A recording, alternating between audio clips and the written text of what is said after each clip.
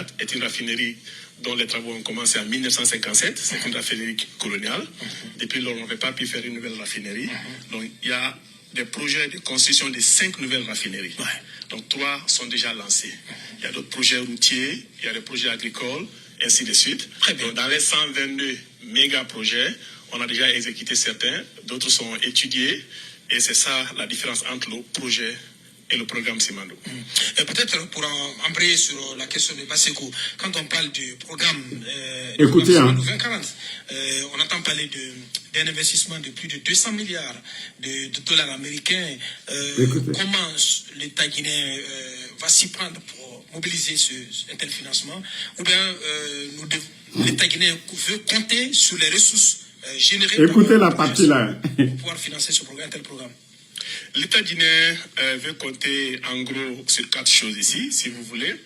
D'abord, les ressources publiques, générées d'abord par le projet Simandou et par les autres projets, par les autres activités du secteur public, dont les impôts ordinaires qu'on a en train de payer, les autres mines.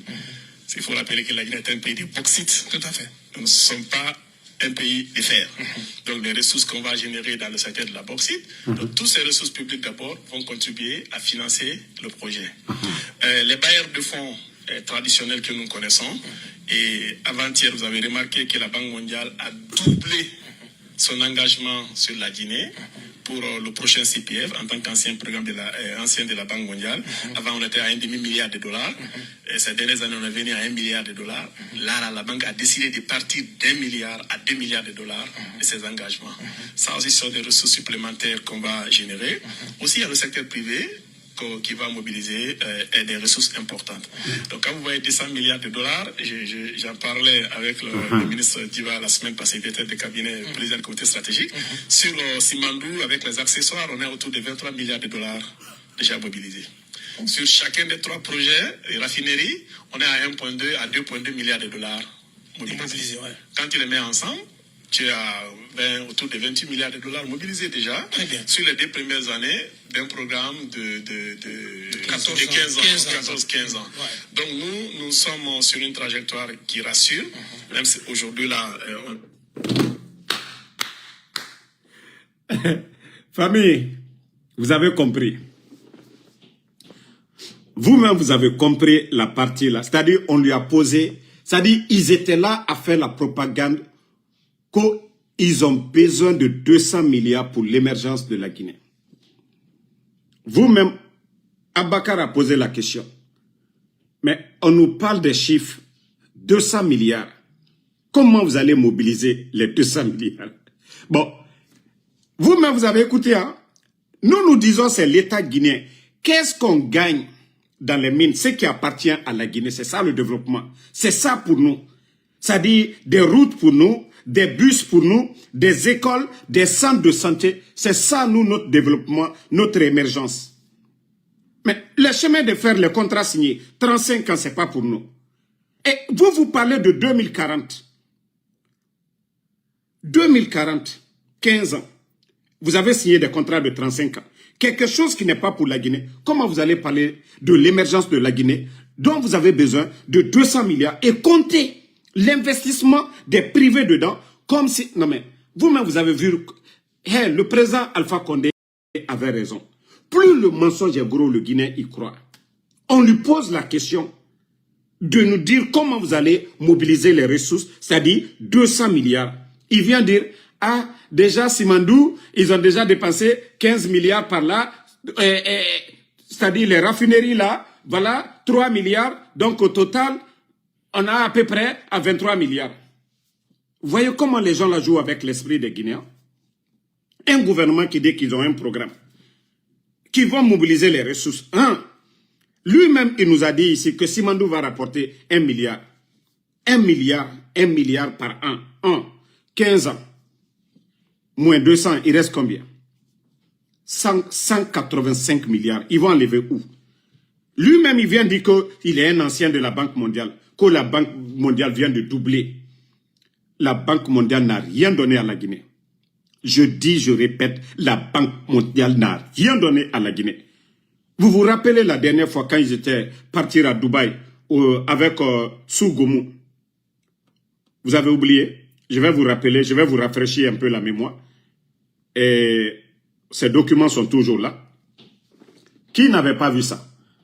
Qu'au table ronde des bailleurs de fonds à Dubaï, que le gouvernement guinéen obtient 7 milliards de dollars pour le financement de, voilà, PRI.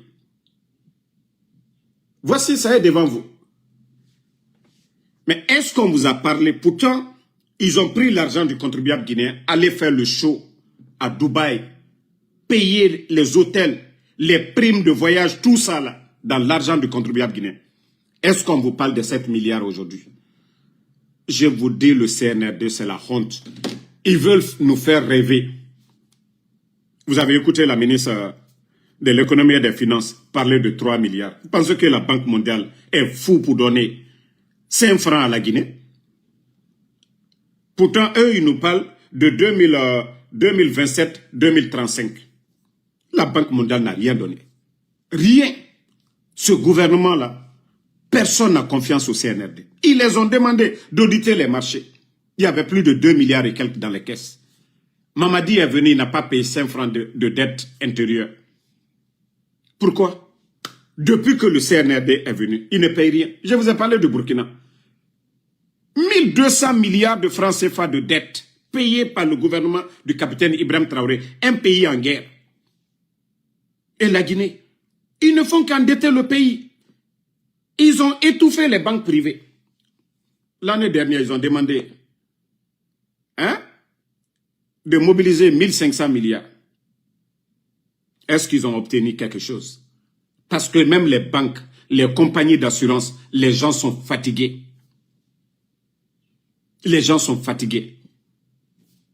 Et Nanyalen, c'est-à-dire le Bodo là, il vient s'asseoir devant nous encore, nous parler, on lui demande comment vous allez mobiliser 200 milliards. Il vient jouer avec l'esprit des gens.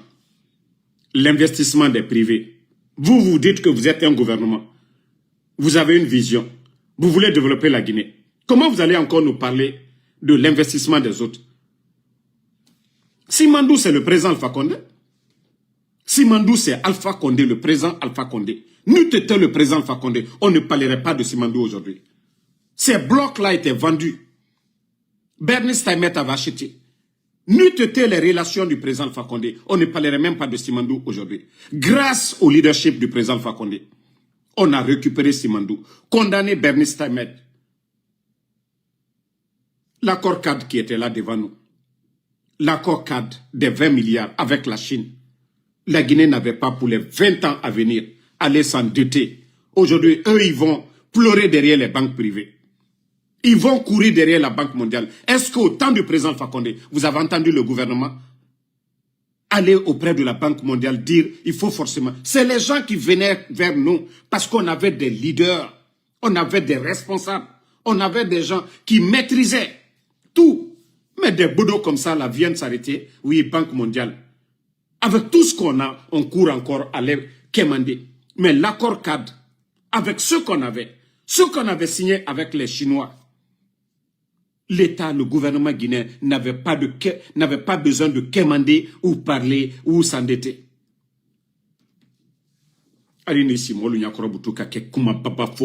Faire rêver les Guinéens, oui, Banque mondiale va donner 3 milliards. C'est...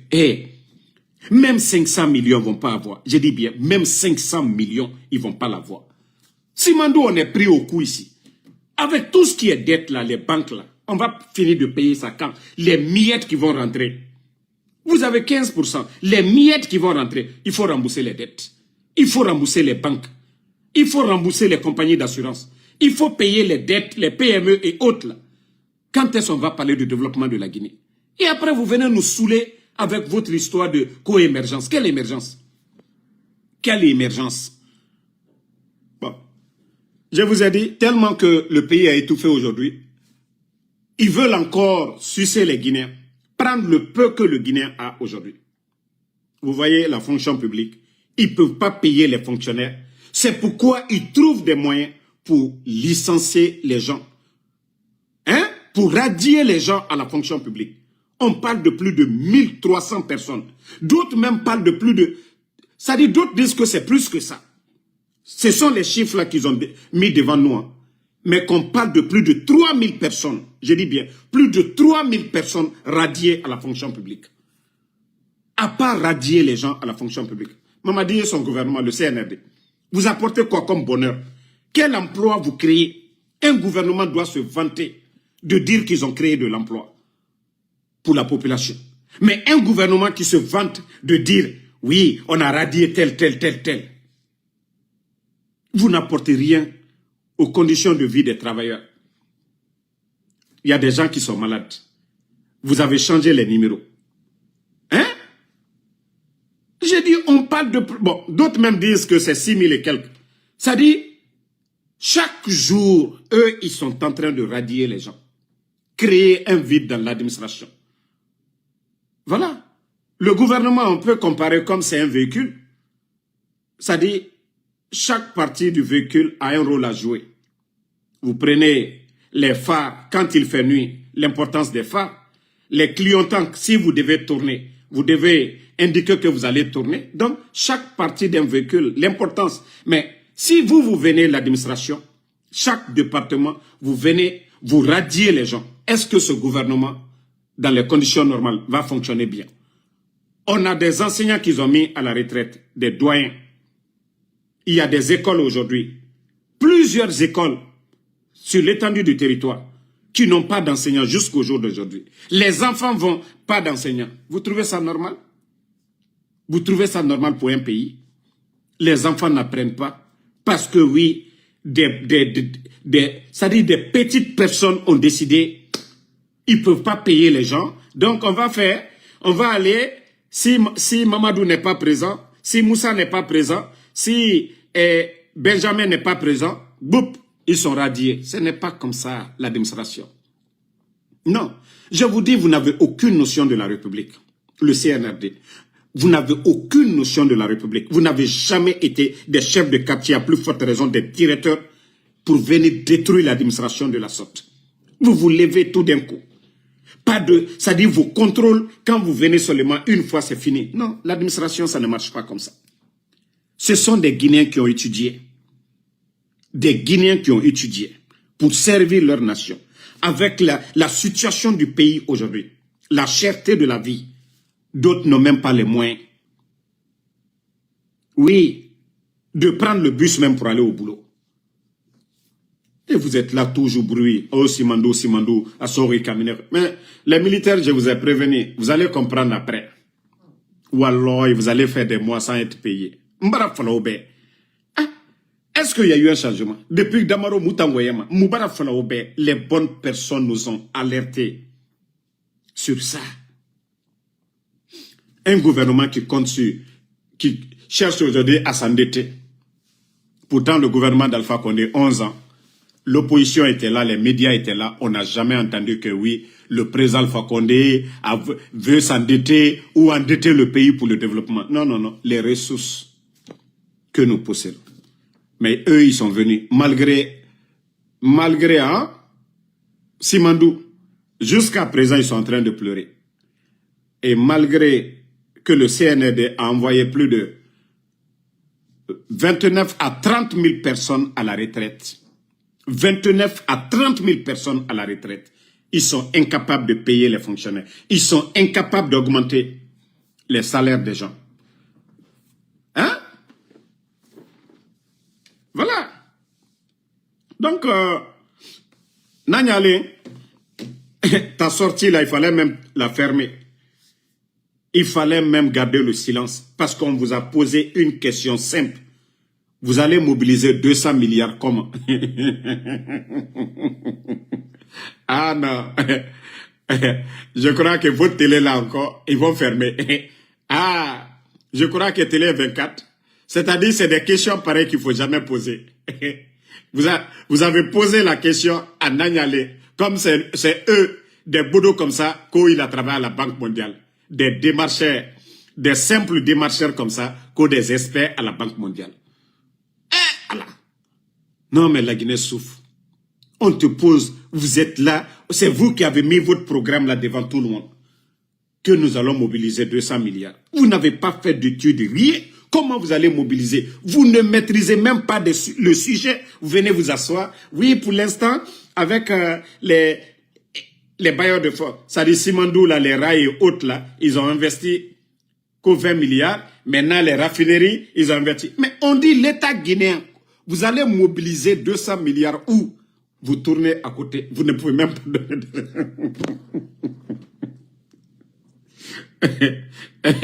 Donc, la Guinée, nous, on essaie, nous sommes les lanceurs d'alerte.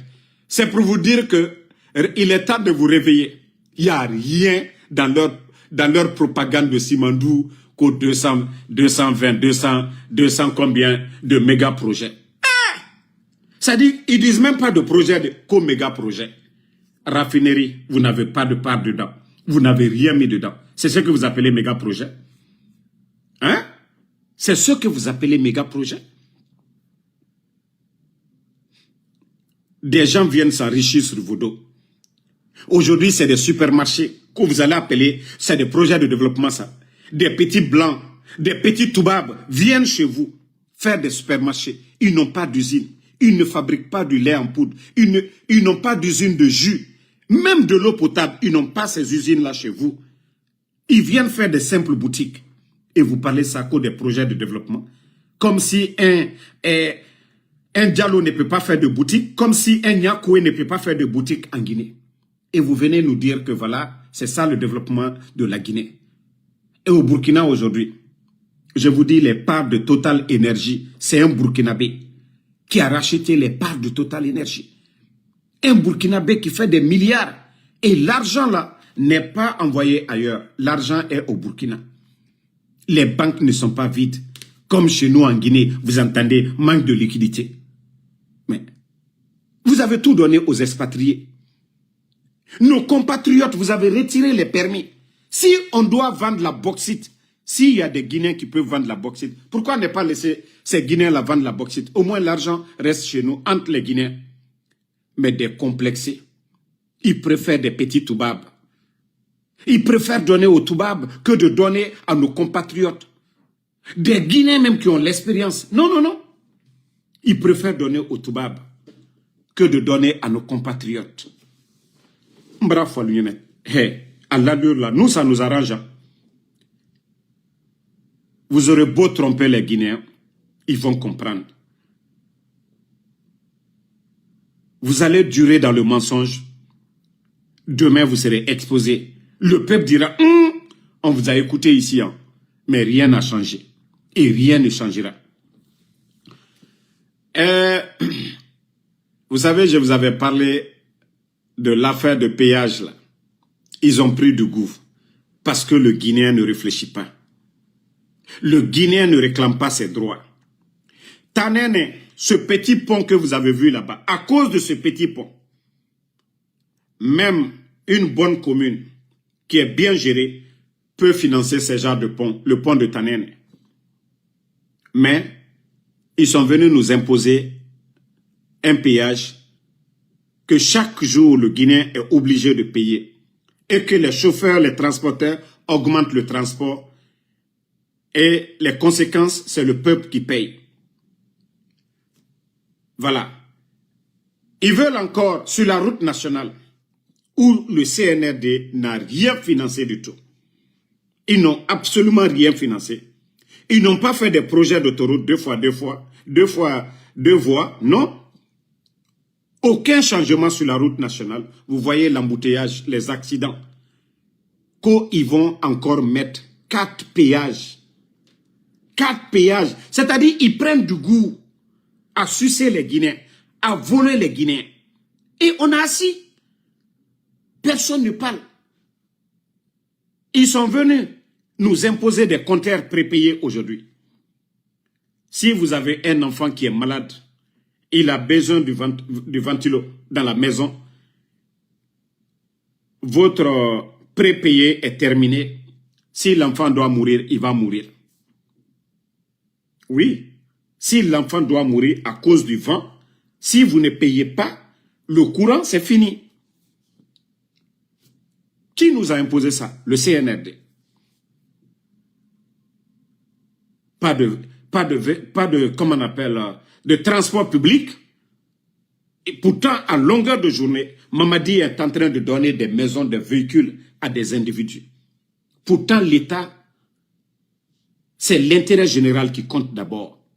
Transport public, les hôpitaux, les écoles, les marchés, la sécurité des gens, le secteur de l'agriculture, la lutte pour atteindre l'autosuffisance alimentaire. Vous avez écouté Nanyale que oui, dans leur méga projet est l'agriculture. Mais depuis que vous êtes venu 4 ans et demi, vous avez vu la première année du CNRD, la Guinée était classée 2e producteur de riz après le Nigeria. Oui, l'effort du gouvernement qui était là, du gouvernement du président Alpha Condé, les machines, les tracteurs, les semences, les agronomes qu'on mobilisait pour accompagner le suivi qui était là. Mais depuis l'arrivée du CNRD, lui-même, le Bodo qui est venu là, il a apporté quoi? Nanyale. Il vient nous parler que des méga projets en train de parler et rien dire. Juste bavarder. Allez à Kalaïrel là. Même vous allez rendre compte ici. Endetter la Guinée. Tout ce que vous avez volé là, même vos biens au Canada, en Côte d'Ivoire, au Sénégal, nous allons tout retirer. Continuez à accumuler. Continuez. Ça ne va pas. Même devant Dieu, vous allez répondre. Parce que c'est l'argent du contribuable guinéen que vous avez volé. Vous avez amassé des fortunes. Pour vous, oui, la vie, ça va continuer comme ça. Adeke Benyakoro ya. Adeke Benyakoro. Bon, voilà, que le TikToker DGA, d'autres disent qu'il est déjà à la maison centrale, d'autres disent qu'il est en route. Mais on peut terminer ainsi. Donc ça, c'est un conseil pour tout le monde. Tous ceux qui sont là, même les militaires. Ça veut dire que il y aura place me garantir avec Mamadi Doumbouya. Et ça, je soutiens, je félicite. Voilà. C'est pour vous dire que vous qui êtes là, je suis fidèle, c'est rentré, c'est sorti. Ceux qui ont crié ici, qui ont tout dit ici. Vous voyez maintenant, mandat de dépôt à la maison centrale. Si c'est vrai que ils l'ont arrêté, il va passer la nuit. Même si c'est une nuit, ça va être une longue nuit pour lui. Lui qui a parlé de Aliouba, il va aller se retrouver avec Aliouba. Lui qui a parlé des anciens dignitaires, les docteurs, c'est-à-dire tous les anciens là, qui sont toujours en prison, il va aller les voir là-bas. Ah, ils vont lui demander, mais le griot, vous vous retrouvez ici pourquoi? Vous vous retrouvez ici pourquoi? Ce n'est que le début. Hein. Comme je l'ai toujours dit ici, j'ai dit, vous allez vous manger entre vous. Et comme moi je vous ai dit, quand on est croyant, on n'est pas pressé. Le croyant est toujours patient. Et Allah subhanahu wa ta'ala, vous allez voir. Vous allez bien comprendre. Écoutez encore. Attendez, hein. Il y a l'élève du père Kaloa qui était là tout à l'heure. Colibé est où? Ah, très bien. Ça, c'est le public de Colibé aussi qui est là. Merci Colibé. Merci à toi pour tout ce que tu fais pour le pays, pour la nation et pour la République. Le président est fier de toi. Merci beaucoup. Au fait, je n'avais même pas suivi toute la vidéo. C'est-à-dire, lui, que c'est un ministre en République de Guinée, que l'élève de Père Daloa, vous connaissez tous qui est le Père Daloa. C'est les mendiants professionnels du 21e siècle. C'est comme les TikTokers, ceux qui sont sur les réseaux, qui font les matchs, qui demandent des fleurs, qui demandent des lions. C'est-à-dire, l'Afrique aujourd'hui, c'est-à-dire c'est-à-dire nos cadres qui sont là, pour distraire la jeunesse, ont créé, c'est eux les ingénieurs, c'est eux les savants africains, c'est eux les modèles d'aujourd'hui, des mendiants professionnels. Un ministre qui dit qu'on l'élève de Père Daloa. Qui a vu le Père Daloa avec un ministre en Côte d'Ivoire? Le Père Daloa. Qui a vu un ministre en Côte d'Ivoire en train de faire l'éloge du Père Daloa? Vous-même, vous avez vu la vidéo de Père Daloa hier ou avant-hier.